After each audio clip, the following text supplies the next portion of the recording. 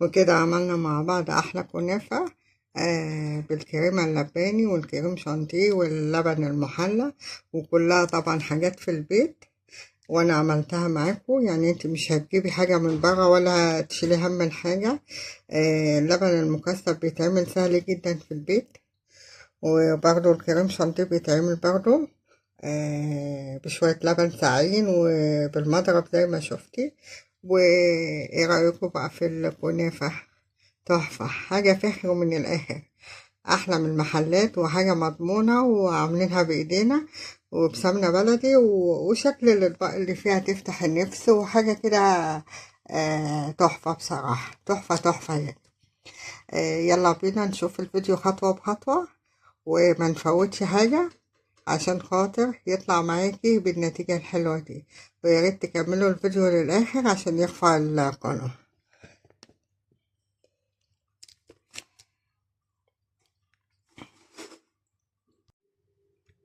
أعوذ بالله من الشيطان الرجيم، بسم الله الرحمن الرحيم. ازيكم حبايبي، عاملين ايه؟ النهارده هعمل لكم فيديو حلو كده. هعمل لكم كنافة بالقشطة على أصولها. معايا هنا نص كيلو كنافة مجمد زي ما انتم شايفين كده.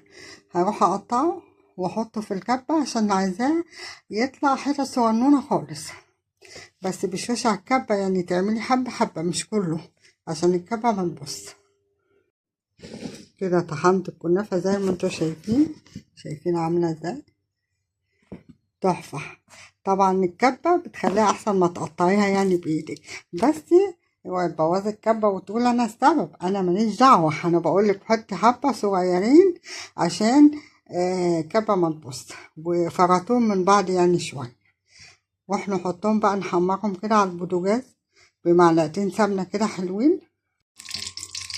كده حطينا معلقتين سمنة محترمين، هنزل عليهم بقى بالكنافة معلقتين سمنة كبار عشان تتحمر حلو. هنزل بقى بنص كيلو كنافة وأقلب بس متواصل، أنا مش عايزاها تتحرق، عايزة لونها يبقى ذهبي. أفضل واقفة جنبيها أرجع لكم تاني.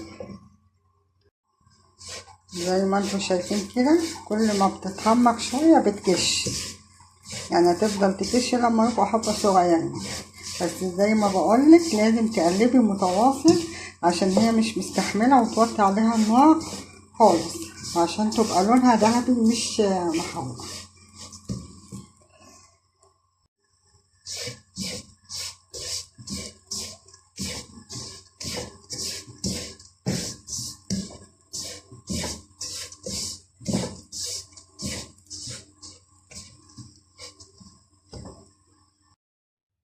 كده عندي الكنافة اللي انا حمرتها.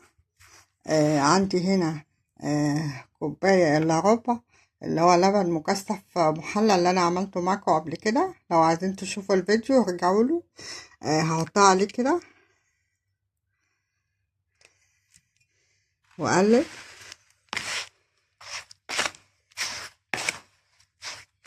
اللبن بقى بيبقى احلى من السيرة. اقلبه كويس كده. بقى هعمل الكريمة اللي هدوق بيها الكنافة. عندي ربع كوباية لبن متلج، ومعايا هنا برضو اللي هو الكريمة اللباني اللي عملتها معاكم برضو في الفيديو. لو عايزين تشوفوها ارجعوا للفيديو وشوفوها. ومعايا هنا بقى نص كوباية كريم شانتيه احط عليهم. هعمل ايه بقى؟ هضرب الكريمة بالمضرب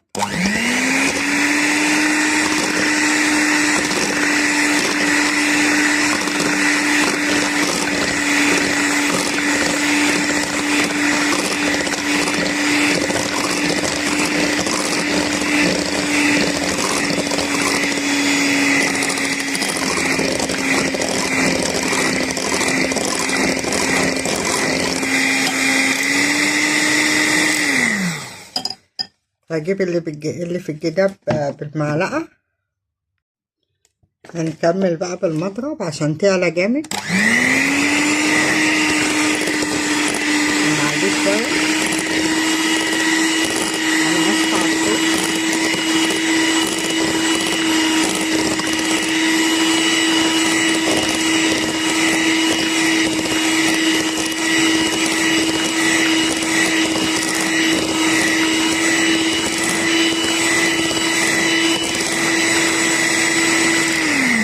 دلوقتي خلاص كده خلصنا، نروح بقى نرصها. عندي هنا بولتين صغيرين كده شكلهم شيك. بعمل ايه؟ بحط الكنافة الاول،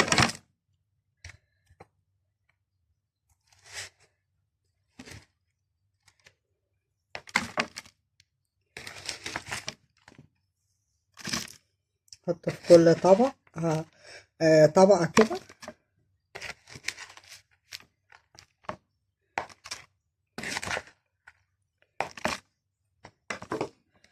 نفردها بقى كده بالمعلقة.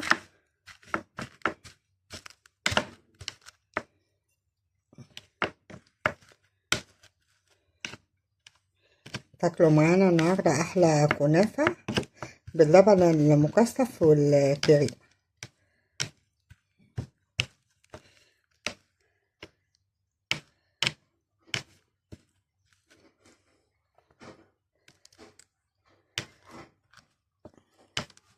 نعمل بقى الطبق التاني.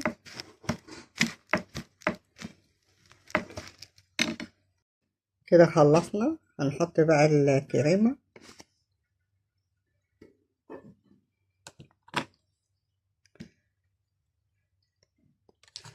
نحط في الطبق التاني ونروح نسويها.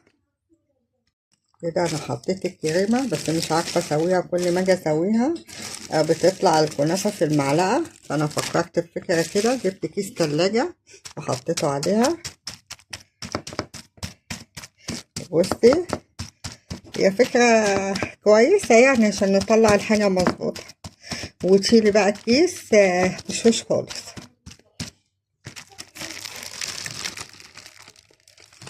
شايفة الكيس عمل ازاي؟ هنحط بقى طبقة كنافة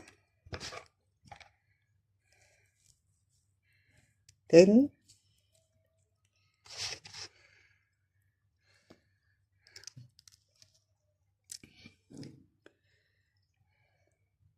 وكده انا حطيت طبقة الكنافة تاني وبرضه سويتها بالكيس تاني، بس عشان مش عايزة اطول عليكم الفيديو، بس انا اقصد اللي انا عايزة اوصله ان احنا نتصرف، يعني مش هنقف عند حاجة. هنزوقها بقى بالكريم كراميل، واحدة بالشوكولاتة.